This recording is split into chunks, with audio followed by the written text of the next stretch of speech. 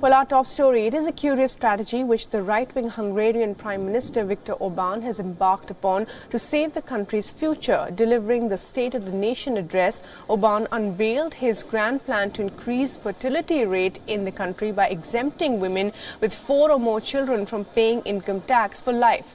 But this is just the beginning of the sops, it seems. Hungary's population is falling by 32,000 per year, and the Hungarians have a lower fertility rate than Europe. Orbán says that a baby boom and not relying on immigration were the way to defend the future of the country. Olyan időket élünk, amikor egész Európában egyre kevesebb gyermek születik.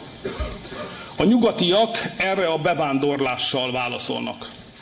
Amennyi hiányzik, annyi jöjjön be, és akkor a számok rendben lesznek.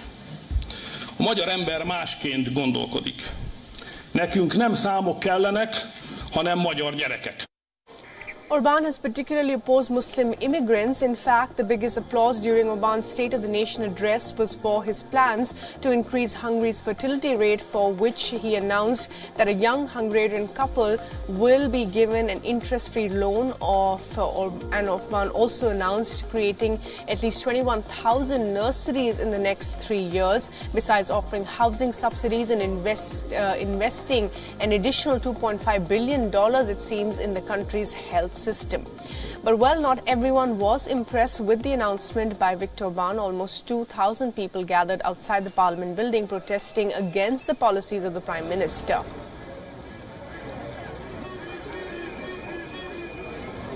And the world population of this year, of course, stands at a staggering figure of 7.5 billion, and the trends is that the population will continue to grow, but this is in stark contrast to the first world industrialized countries such as Japan and other parts of Europe, which have seen their populations shrink in the recent decades.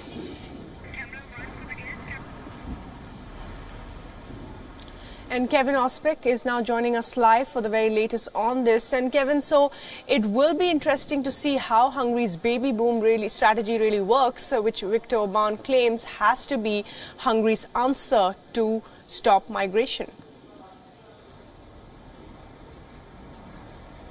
Right, and this is a complete 180 from what Angela Merkel did a few years ago during the height of the refugee crisis, when about 1 million people were fleeing to Europe. Angela Merkel welcomed them with open arms. Now, she would say that was because that was the morally right thing to do, that these people were victims of war. They were fleeing a very repressive regime in Syria. But also there was likely some strategic thinking behind that, because Germany, just like Hungary, is facing a declining population, and that big, huge, robust German economy doesn't have enough workers to fill all the positions that need to be filled. Well, Viktor Orbán, during his State of the Nation address, said we cannot use immigrants to fill those jobs and to grow this country. And he called the far left, or the left in Europe, gravediggers. He accused them of killing nations, families in Europe, and the Christian way of life. So we're seeing the Hungarian Prime Minister take that complete 180 approach.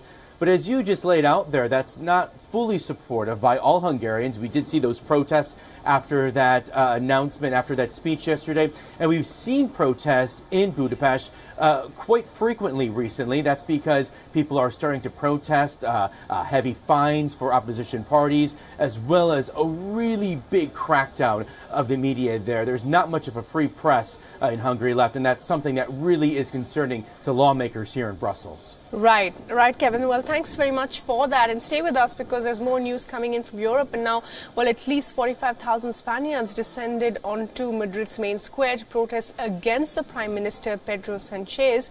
The massive rallies were organized by right-wing and far-right parties in Spain against the socialist Prime Minister, who they accused of treachery for negotiating with Catalan separatists. Tens of thousands of people waving Spanish flags took part in the rally held under the slogan "For a United Spain, elections now."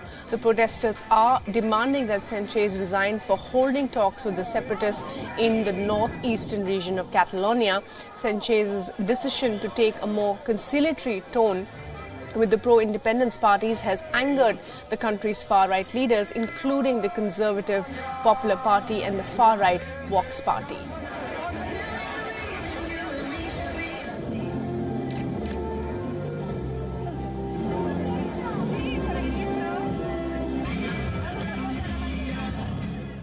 de derecho. No podemos seguir resignados a los tratos lamentables que el Partido Socialista está planteando con el independentismo.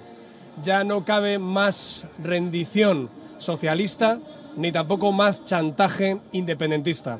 Por todo ello, hoy lo que se reclama es que cese inmediatamente el diálogo con aquellos que quieren romper España. And Kevin, what exactly now is happening in Spain? I know that Sanchez, of course, responded to these massive protests, and he said that, well, he respects the demonstrations. He's also accused conservative opposition parties of creating divisions within the people. Politically, he's in a really tough spot now, and that's because there's a number of issues going on here. Later this week, he wants to try to get his budget approved and passed through the legislative branch. He needs the support of Catalan political parties for that because he's in a minority government right now. So he does need the backing of them in order to push that budget through. Also tomorrow, 12 Catalan separatists will be going on to trial. They are facing a number of very tough crimes for trying to declare independence back in 2017. So for a few years now, we've had the Catalonian independence fight and the issue really either simmering or at times boiling over and erupting and creating just a huge instability in Spanish politics. So how is the Spanish Prime Minister going to survive this? Well, it may be tough.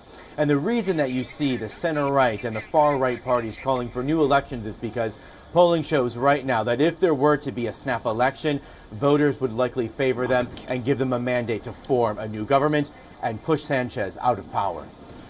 Right, Kevin, thanks very much indeed for joining us with the very latest there from all the latest on Spain, as well as, of course, the other news as well. Now, back home, newly appointed Congress General Secretary Priyanka Gandhi Vadra has begun her roadshow in Lucknow. She is on a 4-day visit to Uttar Pradesh. Her brother and Congress President Rahul Gandhi is accompanying her as well. The roadshow will be followed by her maiden speech in Lal Bagh. This is Priyanka Gandhi's maiden visit to Uttar Pradesh after formally entering politics this month. Before her visit, she released an audio message requesting people to join her in creating a new culture of politics in the country. The party aims to target 6 million voters in the state through the audio clip. According to a survey done by the Congress Party, unemployment and reservations seem to be the two biggest issues in the state of Uttar Pradesh. Our political editor Kartikeya Sharma is live with us now from Lucknow for the very latest on this mega show by, of course, Priyanka Gandhi. And Kartikeya, well, what does it look like in Lucknow at the moment? What kind of reception is Priyanka Gandhi getting for this mega roadshow? Well, on the lighter side, the Sham-e-Awadh is going to be a Jam-e-Awadh, The whole city has come to a standstill because of this roadshow which Rahul, Priyanka and Jyotiraditya Scindia have done. So keep saying that, I would say that yes, she has come, she has taken over the office now, but a little baffling that she didn't make the speech. It's a pretty low profile start by Priyanka Gandhi Vadra. Maybe I think doesn't want to give the impression that she's going to overshadow Rahul Gandhi, because she's a better orator that way and more mesmerizing in terms of political personality.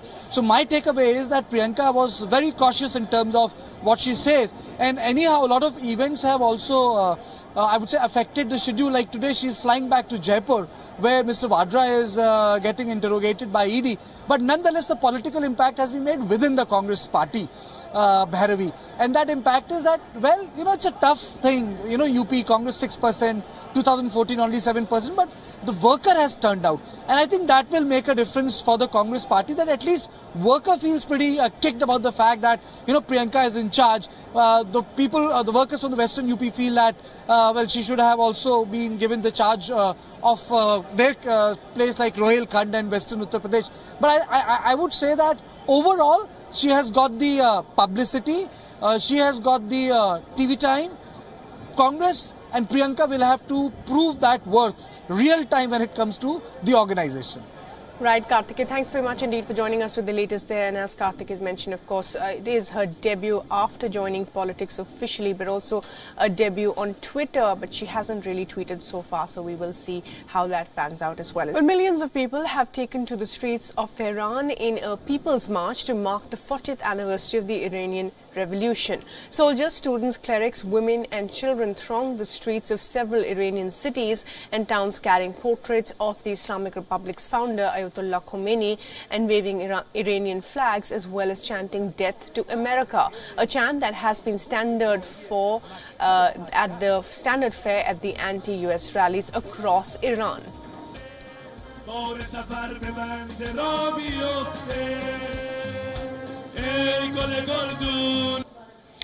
On the 11th of February back in 1979, Iran's US-backed monarch Mohammad Reza Shah Pahlavi was overthrown in a revolution led by the Shia cleric Khomeini. Meanwhile, the Iranian President Hassan Rouhani has addressed a massive crowd at the Azadi or Freedom Square in the capital Tehran today.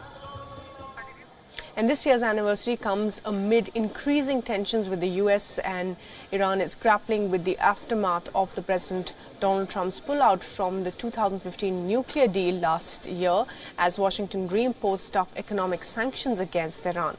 Meanwhile, Iranian Nobel laureate Shirin Ebadi, who has emerged as one of the most outspoken critics of Iran's clerical leadership, has called on the West to take tougher action against Iran, expressing her dislike for tough US sanctions imposed by Washington. Ebadi said she believes enough international pressure of a different kind can force Iran's clerical establishment from power.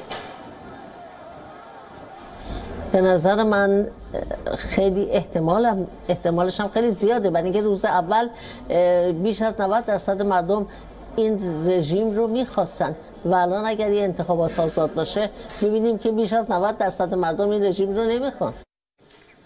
Well, as Iran observes the 40th revolutionary anniversary, opponents of the Iranian regime demonstrated in Paris as well, calling for a regime change. More than 1,000 people turned out, some waving Free Iran banners, others carrying pre-Iranian revolutionary flags, but without the crowd that symbolized the Shah. It's a terrorist state, as now the Europe has seen since 2018. It's a state that uses all of what's available to it for suppression of Iranians and to export terrorism and belligerence in the region.